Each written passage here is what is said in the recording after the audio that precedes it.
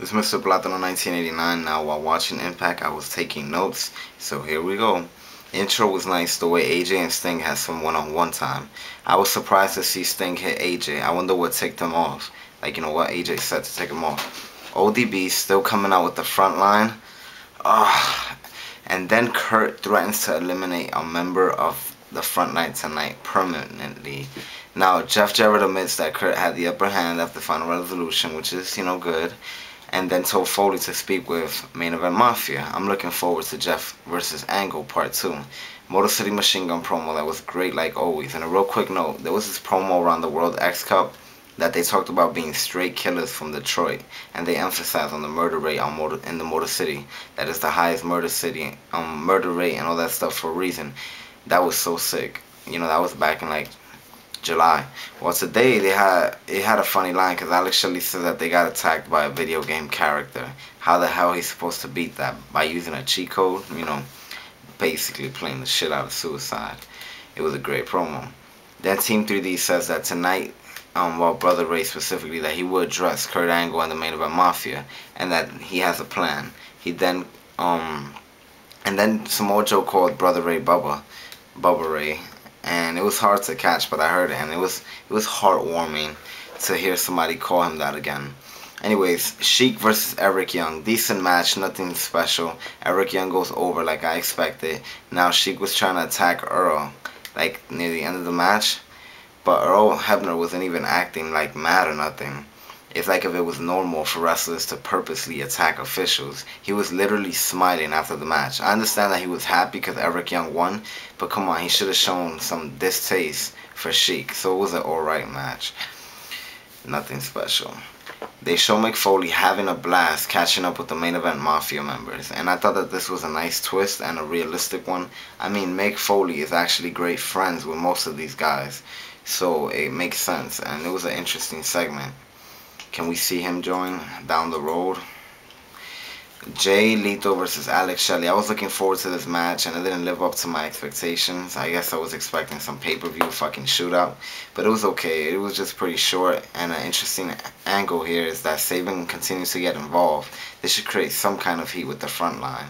Either way, we see Shelley hit his finisher and pick up the win, which is good. He barely ever does that finisher, and Lethal doesn't really need the win. He has a tag title shot, and he's over like freaking God.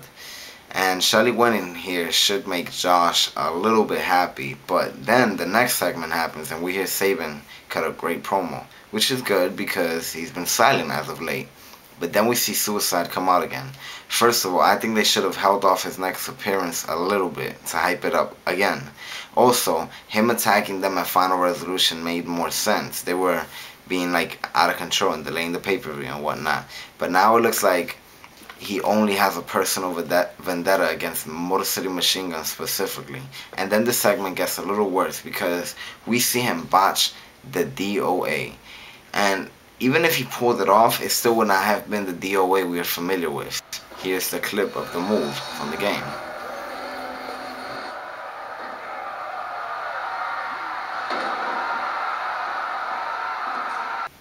And here's the way Suicide did it. Snaps up both of the guys. Oh, and there's a move. I saw that in Impact, the video game. He calls that the DOA. And you can see again, Suicide gets his point across. And we don't have to listen to the guys complain. What the fuck? Seriously, man. They should have held that off as well. Because I know people that wanted to see that. But anyways, maybe I'm just bitching and nitpicking. Decent segment overall. We then see a Morgan Abyss interview, which continues to build what I've been saying since they first formed, that Morgan versus Abyss should happen. Morgan is getting more angry and disappointed at Abyss every week, and I would love to see Morgan versus Abyss at Lockdown. I almost said Lethal Lockdown. At Lockdown in a brutal, bloody cage match. Imagine the cage has a roof, right? And Abyss hits the Black Hole Slam on top. That would be a fucking mark out moment of 2000 year. I said 2000 year. Yo, I can't talk for shit tonight. 2009. Anyways, Beer Money Rough Cut segment. Yes, TNA, great choice for the next Rough Cut people. Because they're your freaking champions and deserve more respect on a personal note. I can't wait until I see Rudes, which I expect to see next week. Because I think he's great all around, in my opinion. Abyss versus James Storm. This did not need the fucking gimmick beer on a pole, whatever the fuck it was. But whatever, whatever it was, whatever. It could have been a simple no disqualification grudge match and would have been great. It was real good, in my opinion, real good. I love the different angles and the way these two worked against each other, but the pole wasn't necessary. And also, Rude, the chair shot that he hit on Abyss, it was fucking lovely. I love those fucking heels. Beer money. Now, a main event Mafia segment where Jeremy Borash wants to know from Sting why he allowed such dirty tactics at Final Resolution. Before he even got to answer, Nash interrupted and was like, hey, they would have done it to us if we didn't do it first. Don't come here with that bullshit. And then Kurt interrupts him because Ray is heading towards the ring with his announcement. Pretty good backstage segment, made sense all around.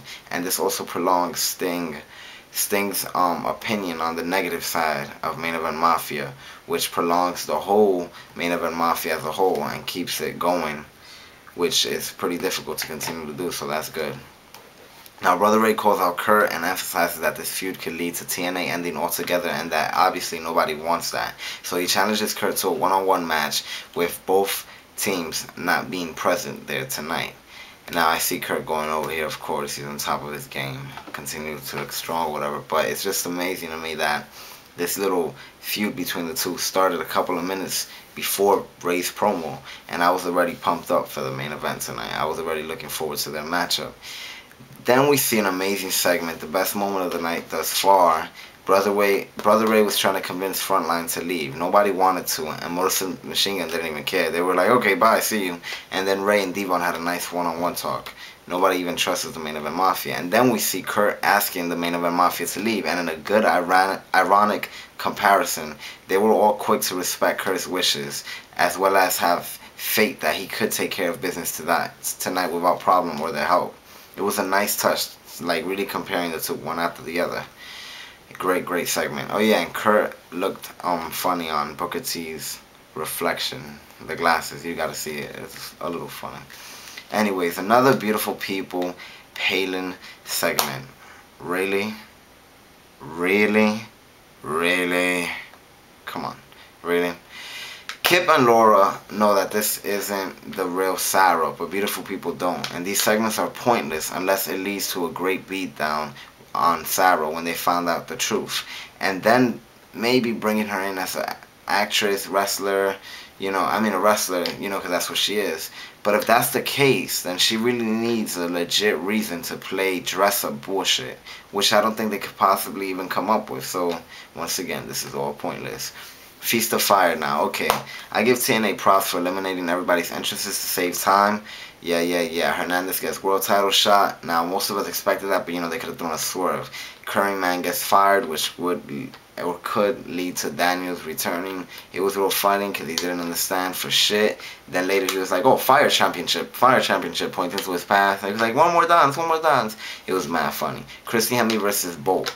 Now, Hemi's new push equals a more generic looking outfit.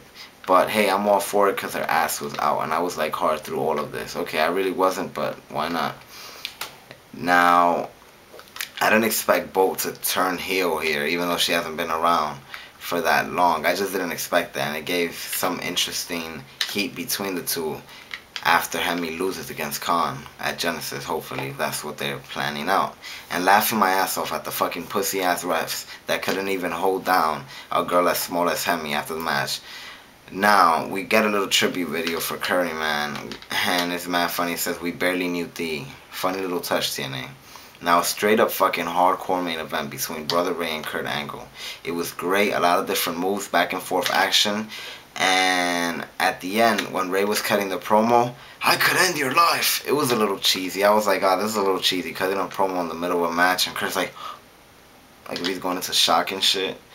But the beatdown that followed was classic. And once again, Sting walks off. And Kurt looks like a fucking monster, as he said. Where for him to go? Messes with the main event Mafia. Take the Main Event Mafia. Now, this wasn't an amazing, oh my god, must-see episode of iMPACT. It really depends what's your cup of tea. Promos and segments or more matches. There was a point where there wasn't a match in like and like 6 segments ago was the last match. But it was good. It was good though. A lot of future storylines, like the seeds for them, were planted in this episode, like the Feast of Fire, and a couple of other stuff. And it definitely ended great with the main event Mafia doing that fucking beatdown, because I could only imagine how mad Devon is gonna be in the rest of the front line next week. It makes me, want to see. And also, I want to hear what Sting has to say. Mr. Platano Man, 1989, out.